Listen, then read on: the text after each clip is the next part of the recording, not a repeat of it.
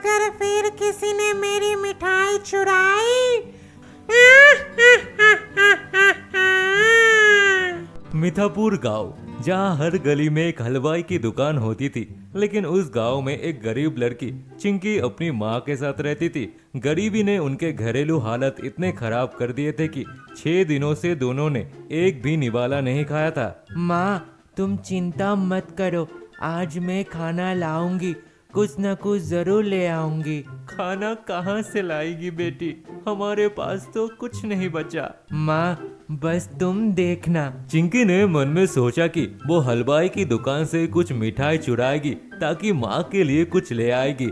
उसका निशाना था मोतीलाल हलवाई की दुकान, जहाँ गरम गरम रसगुल्ले बनते थे। शाम ढले, चिंकी छुपके से मोतीलाल हलवाई की दुकान पर पहुंची। उसने एक रसगुल्ला उठाया ही था कि कुछ औरतों ने उसे देख लिया। अरे चोर, चोरी कर रही है। कहाँ से आई ये लड़की, पकड़ो इसे। माफ करो, बस एक रसगुल्ला चाहिए था। लेकिन गांव की औरतों ने चिंकी की एक ना सुनी और उसे मार कर भगा दिया।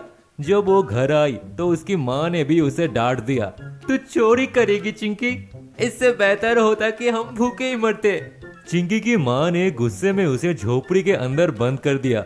भूख और मार के कारण चिंकी बीमार हो गई और कुछ दिन बाद वो चली गई। चिंकी के मरने के बाद उसकी आत्मा एक चुड़ैल बन गई। गांव के हलवाओं को परेशान करने लगी। हर रात वो मिठाइयाँ चुरा लेती और कभी कभी ग्राहक के थैलों से भी मिठाई गायब कर देती थी। ये क्या हो रहा है, रात भर मिठाइयाँ गायब हो जाती है। इस चुड़ैल से कौन बचाएगा? गांव वाले चिंकी की माँ के पास गए और उसने राज खोल दिया। चिंकी रात को मरी थी। अगर तुम सब महीने के आखिरी दिन की रात को अपनी मिठाई उस झोपड़ी के पास रखोगे तो शायद मेरी भोली चिंकी तंग करना बंद कर दे।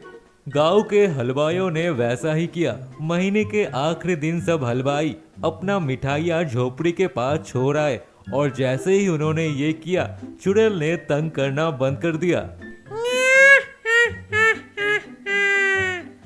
अब मिठाई मिली है, अभी तुम सबको छोड़ दूंगी, लेकिन याद रहे अगर फिर किसी ने मेरी मिठाई चुराई तो मैं वापस आऊंगी।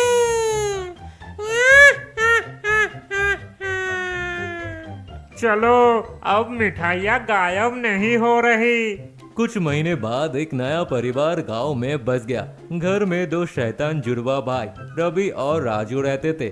जब उन्हें पता चला कि गांव वाले हर महीने की आखिरी रात को मिठाई झोपड़ी के पास रखते, तो उन्होंने वहां जाके मिठाई चुरानी शुरू कर दी। वाह भाई, बिना मेहनत के मिठाई। हाँ, एकदम मजे आ गए। 3 महीने तक उन्होंने यही किया, लेकिन धीरे धीरे दोनों भाई बीमार रहने लगे। अब उनके पेट में दर्द होता और वो खाना भी नहीं खा पाते। मेरे बच्चे बीमार है, कोई उपाय बताइए। जाओ, चिंकी की माँ से पूछो। चिंकी की माँ ने कहा कि अब से तुम लोग भी मिठाई झोपड़ी के पास रखना शुरू करो। अब से हर महीने कुछ न कुछ स्वादिष्ट मिठाई बनाकर झोपड़ी के पास रखना, वरना तुम्हारे बच्चे ठीक नहीं होंगे। रवि और राजू के माँ बाप ने वैसा ही किया। हर महीने के आखिरी दिन वो चिंकी के मनपसंद रसगुल्ले झोपड़ी के पास रख देते। धीरे धीरे रवि और राजू ठीक होने लगे। अब जो मेरे पसंद की मिठाई लाए हो तुम सबको मैं छोड़ दूंगी, लेकिन याद रहे अगर फिर चोरी की तो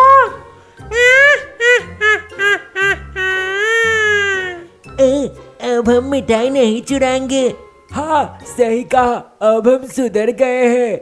चिंकी चुड़ैल ने भी अब उन्हें तंग करना बंद कर दिया और गांव वापस शांति में जीने लगा।